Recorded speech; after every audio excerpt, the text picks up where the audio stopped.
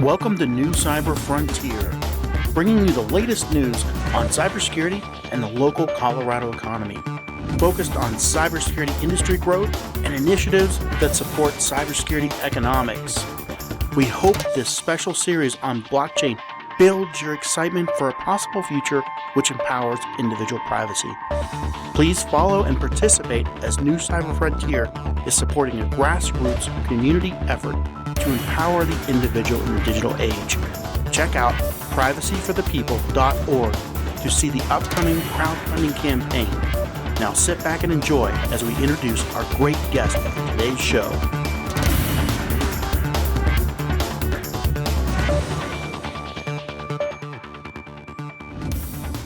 So welcome to today's episode of New Cyber Frontier.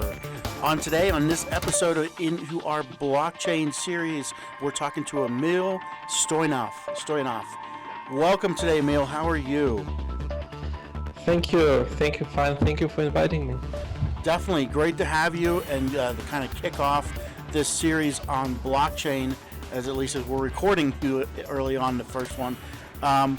We are very excited with some efforts going on, and we want to hear from other people as to what they're doing kind of in this new and exciting area with blockchain. So Emil, first of all, give us your background, where you come from, just a little bit about you, maybe how you got to where you're at sitting here talking to me today. Okay, thank you for the opportunity. Well, I've been into the software development IT field since like the last 20 years. I started earlier in my teenage years with a small computer, Apple II, and then software development, programming took me really like a storm. And since then, I've been really almost every day somehow coding for some reason. Mm-hmm. I studied computer science. Then I've been invited to Stuttgart University in Germany to do my PhD thesis in the field of software architectures.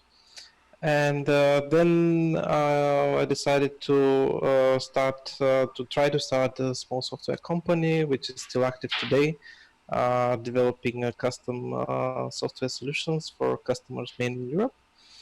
And at this point, we got the subject of blockchain on the horizon with Ethereum basically 2015. This is the first time I somehow started deeper into that. And since then, it's on my list of thoughts every day.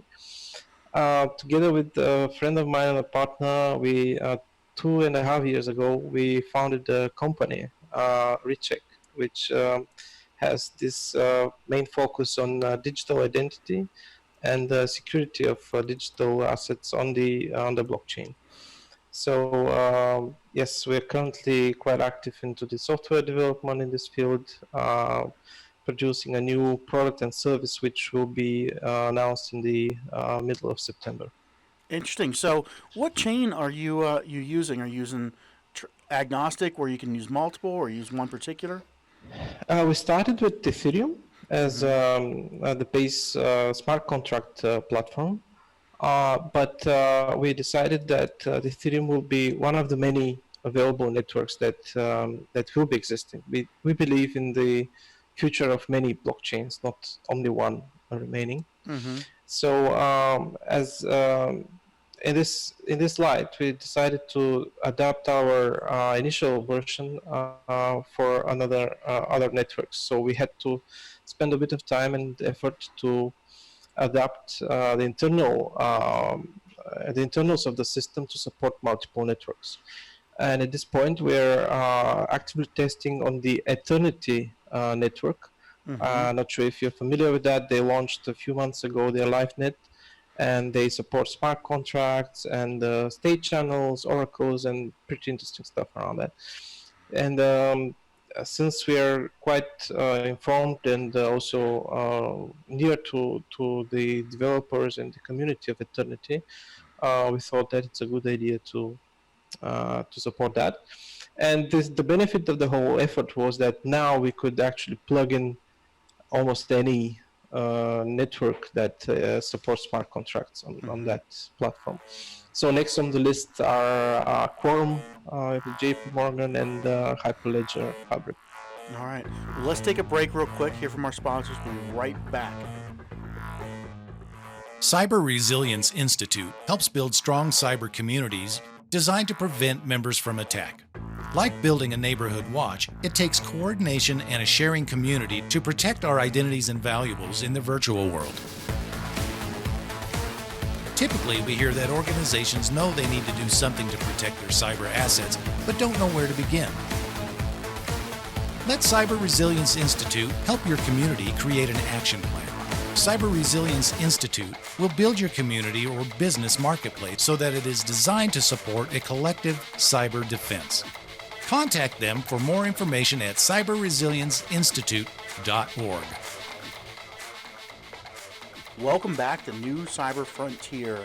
On today with Emil Stoyanov. And I murder that every time I say it, but I do apologize, and everybody else out there as well.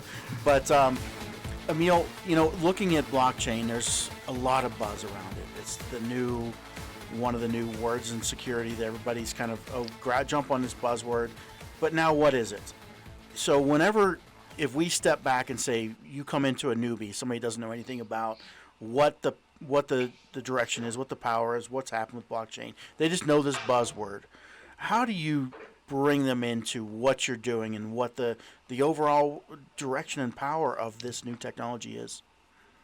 Oh, that's a very difficult, at least it was difficult at the beginning, but the more you try to do this and the more you try to explain to newbies or new people or to people unfamiliar with the topic, the better it gets, because now you start to realize again what you said and how it could be improved and so on.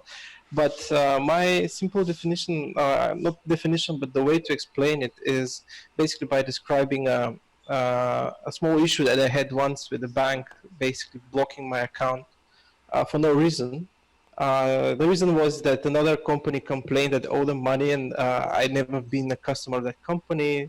And suddenly for no reason, by mistake of one of the both parties, which no one actually confessed they had a problem, but they blocked my account for no reason. And then I started with the issue of centralization in that field. Basically, that although you are the owner of your money, you don't have access to that money because they are kept by a company that, you put the trust there.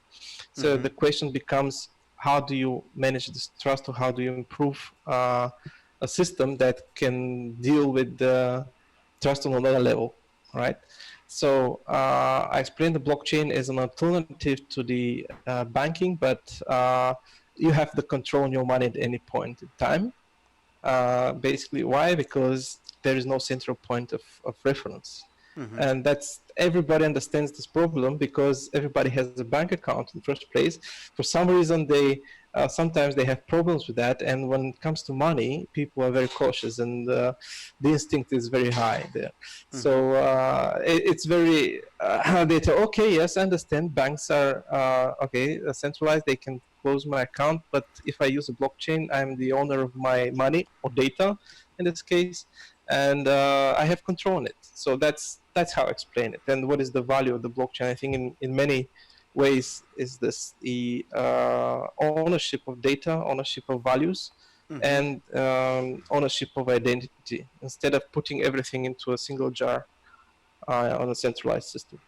Interesting. So your example directly in the banking industry, and blockchain known relation to cryptocurrency, but your product is not a relation to a cryptocurrency, correct? Exactly. Yes, it is not. It is not. And we had some hard time at the beginning explaining that we are not cryptocurrency, because once you start, mentioning blockchain, which sometimes is not necessary at all, but if you mention it, then hey, okay, I know Bitcoin, and this is the first association that they get. It's a cryptocurrency, the cryptocurrency buzz, because actually blockchain got the hype around the Bitcoin and Ethereum as coins and not as a platform for data ownership or security in data or processes. And then we have to always explain that yes, it's we use this technology, but it's only the technology. We don't have any coins or whatever around. Mm-hmm. Yeah. Yeah, and that's the thing. You started out with an example, and I've done this for years too. Start Yeah. out with an example that explains it Sure. using a cryptocurrency or what's done in the banking industry, and you end up with that seeded thought process around cryptocurrency immediately. So I've always Exactly. that's why I ask you, how do you now go and say, I gave you a cryptocurrency example. How do I differentiate what blockchain 2.0, 3.0, I guess they're calling it, that is not a cryptocurrency? How do you Yeah. differentiate that to people? Well, we first of all we tell, okay, we're not a coin. We don't deal with coins. Although at some point we can use that coin as a method for fueling the system, but it's not in our main priority. So what we tell is actually the way a blockchain as Bitcoin secures the coins in your wallet, the same way you can secure data. Instead of exchanging coins, actually you can use the system to secure data. Mm-hmm. And in what aspect do you secure the data? In our case, we talk about the authenticity protection and integrity protection of digital assets, means or digital documents. If this is in our case is documents. So basically, once you take a digital document, you can register it on the blockchain and get the guarantee by the network that this document has this content and it's not changed. Mm-hmm. This is one of the first thing. The other very important part of using the blockchain for that purpose is the timestamping, because this collective protocol consensus works around the notion of blocks, which is actually the time, the Mm-hmm. relative time in the blockchain world. So basically, once you register a document, you get the block number, which could be referred to as a time, and then you get a small period of time, like depending on the block time, like within 15 seconds or 10 seconds, in which the document has been registered. And this is your guarantee that this document has been with that content at this specific point in time. So this is how we utilize this technology. Instead of moving coins and protecting coins, we register data and protect data. Interesting. So if you had to look and say, how big is this market? I mean, you hear a lot of buzz about this is going to change the world. We're going to have a Internet 2.0 based on blockchain, and I like to refer to it as distributed ledger technology Sure. because blockchain has such a connection with cryptocurrency. But Exactly. Yeah. what do you feel about the direction of the market? And obviously you're in this area, so you see some upside. But where do you feel it goes from here? What's it look like 10 years from now? Okay. Very good question. Because what we have seen till now is really when you see a new project, they specifically announce, "Hey, we're a blockchain project," which can mean a lot of things. It means maybe they have a coin and they use the blockchain for I don't know, for crowdfunding. This could mean they use the blockchain as we use it for data registration. It could mean anything, but and it was a type of a project or a type of a product on its own when you tell a blockchain-based product. Now, where it goes, I think, and not I think, but we see this already, blockchain becomes an integrative part of other projects. So it's not a vertical. You cannot tell that a blockchain project is a blockchain project and nothing else. The blockchain becomes part of the other systems and is a component that is similar to, if you want, not a good comparison, but to a database. Earlier and now you have conferences with the topic on databases and engines and optimizations, algorithms, distribution, replication, you name it. But the databases are the database engines are part of each uh, virtually each product on the internet, right? So we believe that the blockchain will become an integrative and a really component in many other products. And this is how we also develop on our side, the project in a way that we are not a blockchain project on its own, but we can become a component from other projects. Interesting. So we're going to take a break here from our sponsors. We'll be right back to talk to Emil in a few minutes.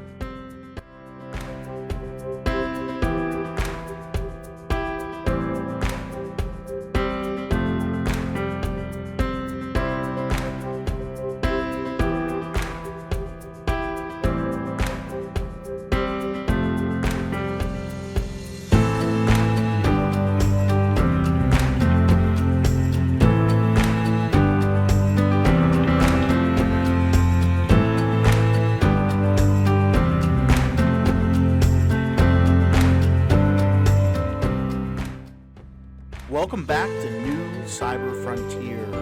On today, still talking with Emil Stoyanov and talking about blockchain. Before the break, we got into what your thoughts were for where the market goes, and there were some questions in there that you hit on very touched kind of on tangentially, and I wanted to get a little bit more details on. What is it when you hear blockchain?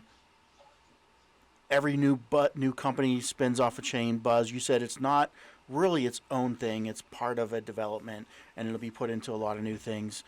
How do we weed through all these new startups we hear of, all these new people announcing they're doing blockchain initiatives, to the ones that actually have value? What would you look for if I'm evaluating people coming out with, hey, there's a new blockchain, we do blockchain, we do blockchain, we do this. What's valuable about it? How do you know which ones are the winners? Sure. Yes. If you look at how it worked a year ago with the craziness around ICOs, right? Every new project was telling, "Hey, we're a blockchain project, and we're going to change the world because we're moving everything onto blockchain. We're going to democratize the with whatever industry through blockchain and remove the middleman." Right. That was the kind of manifestation of almost any project out there last year. A year and a half ago. Now things changed because people realized that the blockchain on its own is okay, but has different problems when you try to apply it to reality, right? Reality is that the current system, the way the internet works, the way the businesses use the internet, and the way applications work, is still here to stay many years more. Why? Because from an economic perspective, a business that invested in a software will have hard time moving to a totally new infrastructure, right? First, it's risky. Any manager would just refuse to take that risk, and then it's expensive, right? And then you lose the investment that you already had.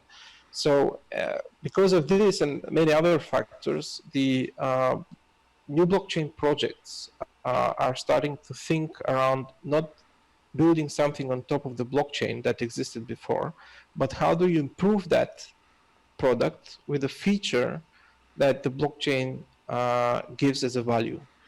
I would actually recommend projects that do realize the real values of a blockchain and add to existing projects instead of claiming that they're going to rewrite the Twitter, for example, rewriting the Twitter in a totally decentralized manner. And first of all, the scalability issues. Maybe this is not even the biggest problem. The biggest problem, in my opinion, from experience speaking, is the education of the market. because actually putting a private key in the hands of the user is a big thing.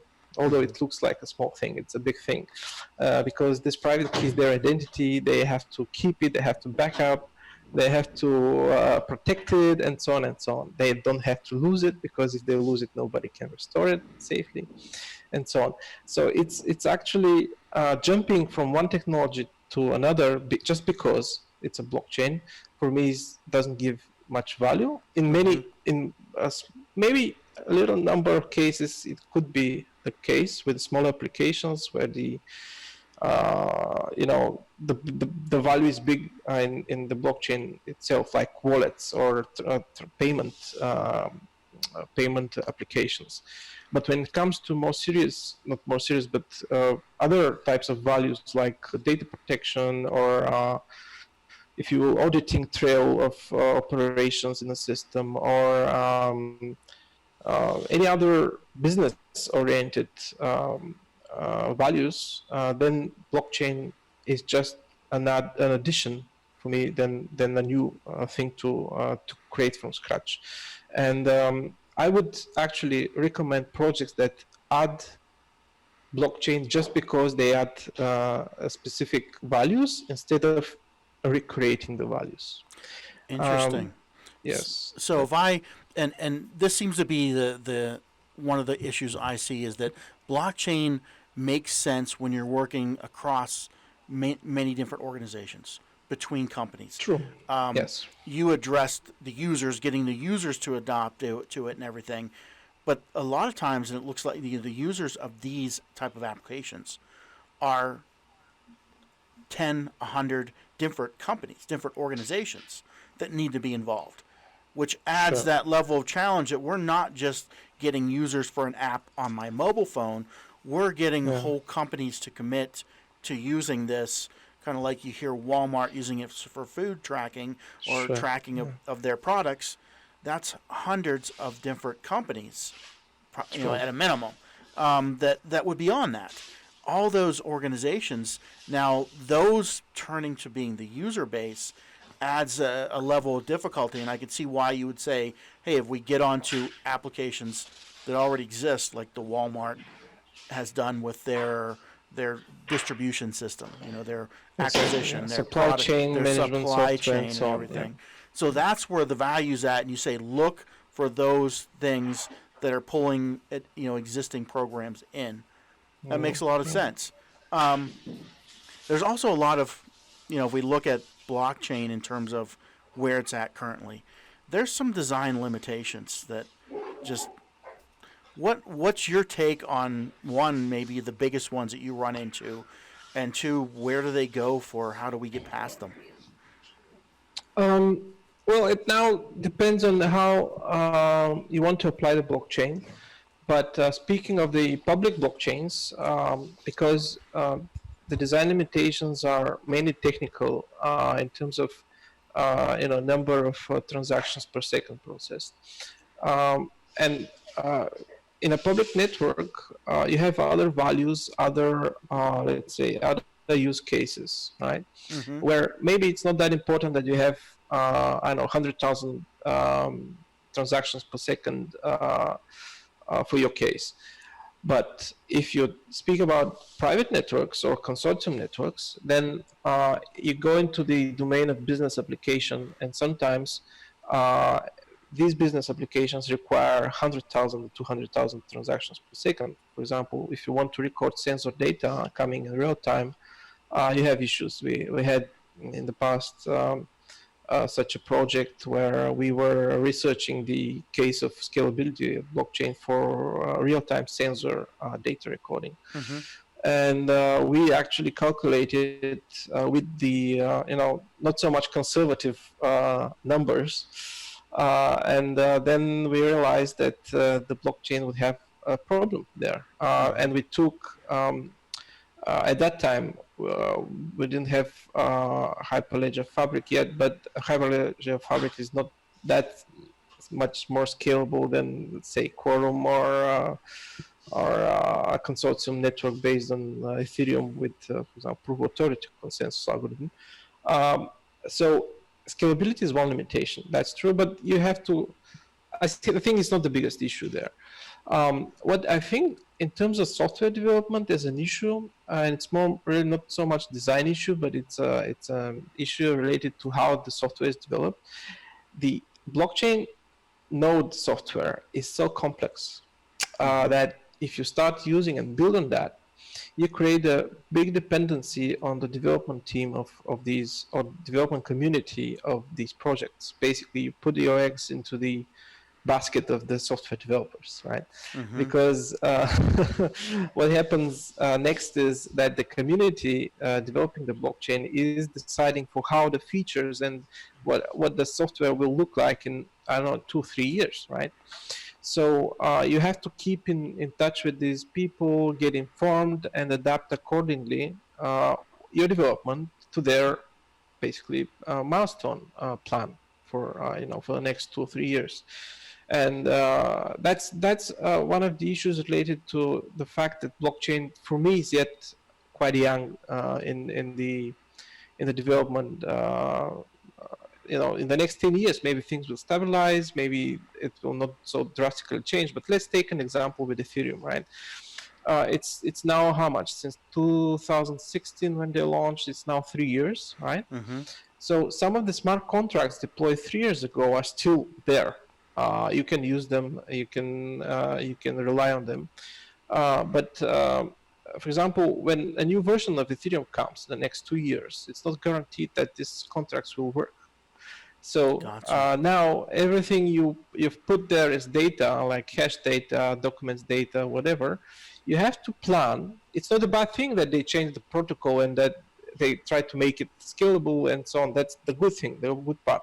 But then it creates this dependency that you need to follow up. You need to start thinking about, okay, now what do I do with this data that I already have, and how do I move it to a new blockchain? Do I need it to the new blockchain? And if I move it, how do I manage the trust? Because means I take data from one place, put it on the blockchain, another blockchain, and things like this. But this is just an example. And imagine, I don't know, at some point an encryption algorithm is changed, you have to again adapt, and things like this. So the first thing is scalability. Secondly is the dependency on the development processes of the blockchain of your choice. Then I would tell one of the inherent problems of the decentralization is the inability for restoration of lost keys. Right. For example, you create your account, you start recording data on the blockchain, and for some reason, you thought you made a backup, or you made a backup, you put it somewhere, but you lost the key, right? What happens? What is the correct way of proceeding with that? Because you actually lose your identity, nobody can restore it.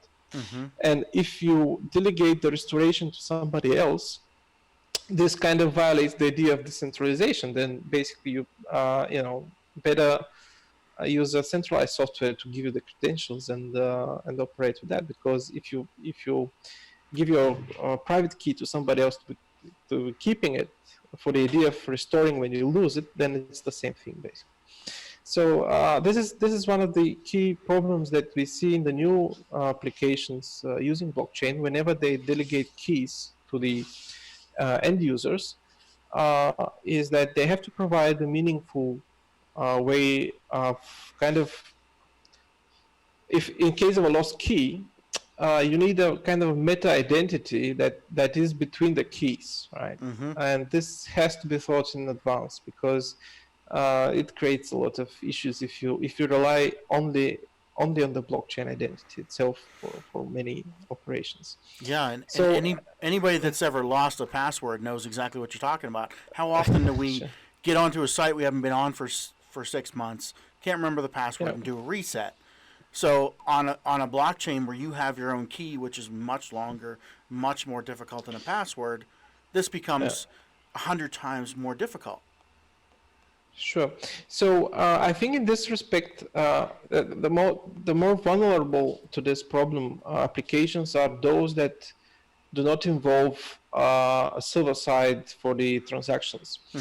a pure decentralized app would never keep another identity except those in a smart contract, for example, right?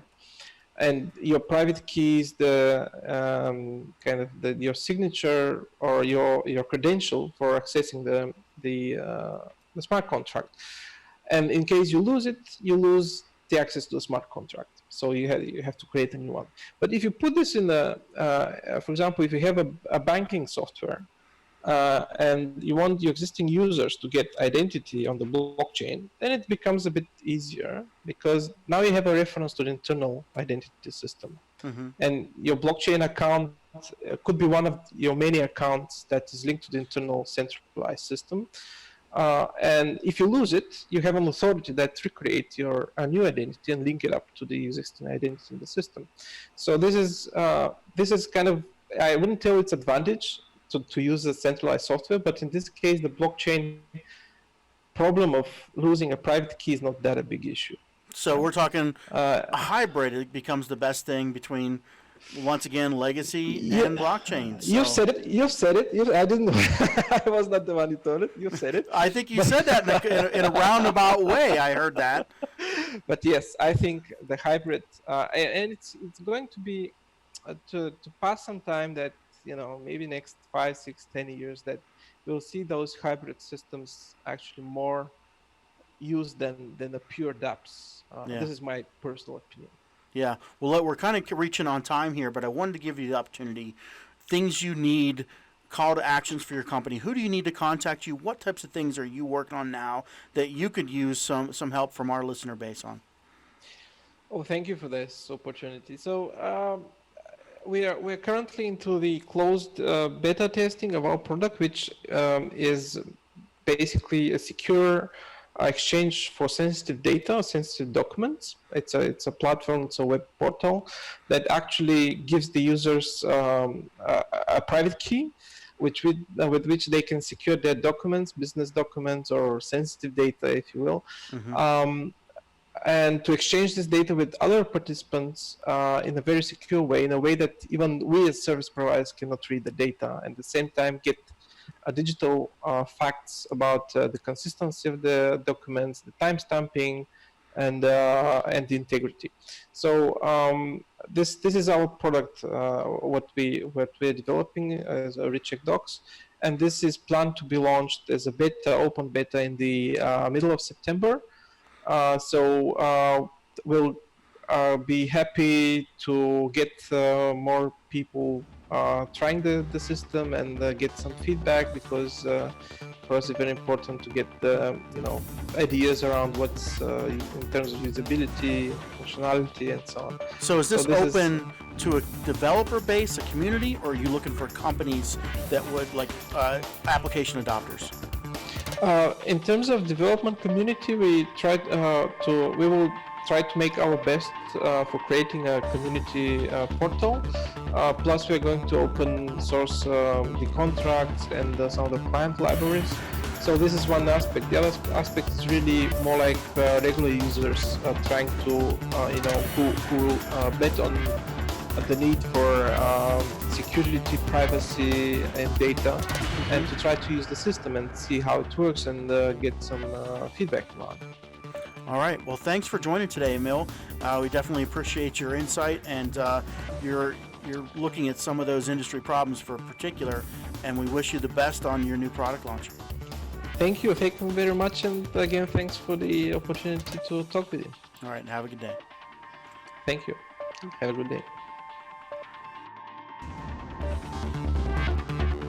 We hope you have enjoyed this episode of New Cyber Frontier. Remember, please follow and participate, as New Cyber Frontier is supporting a grassroots community effort to empower the individual in the digital age. Check it out at privacyforthepeople.org.